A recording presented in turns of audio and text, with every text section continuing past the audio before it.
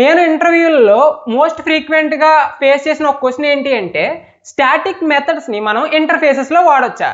So yes, మనం వాడచ్చు. As usual మనం ఒక క్లాస్లో స్టాటిక్ మెథడ్ డిఫైన్ చేసుకొని క్లాస్ నేమ్తో డైరెక్ట్గా యాక్సెస్ చేస్తాం అనమాట.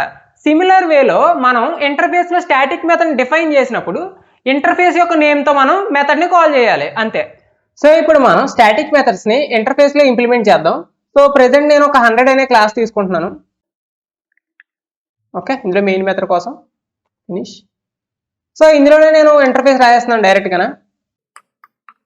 ఇంటర్ఫేస్ పర్సన్కి వచ్చి యాజ్ యూజువల్. సో ఇందులో ఒక మెథడ్ రాద్దాం. సో ఏమని పెడదాం అంటే system dot println I'm static మెథడ్ని ప్రింట్ చేస్తాను. ఓకే, సో దీనికి స్టాటిక్ ఇవ్వాలి మెథడ్కి యాజ్ యూజువల్. సో ఇప్పుడు ఏం చేద్దాం, మనం యాజ్ యూజువల్ మనం క్లాస్లో ఎలా అయితే క్లాస్ నేమ్తో మెథడ్ని కాల్ చేస్తామో ఇక్కడ కూడా అంతే అనమాట, సింపుల్. సో ఏమంటానంటే ఫస్ట్ డాట్ మెథడ్ అంటే మనకి అది కాల్ అయిపోద్ది అనమాట. సో రన్ చేస్తున్నాను. సో ఇప్పుడు చూడండి ఐఎమ్ స్టాటిక్ మెథడ్ వస్తుంది. సో ఈ విధంగా మనం ఇంటర్ఫేస్లో స్టాటిక్ మెథడ్స్ని యూస్ చేసుకుంటాం అనమాట. Thank you guys.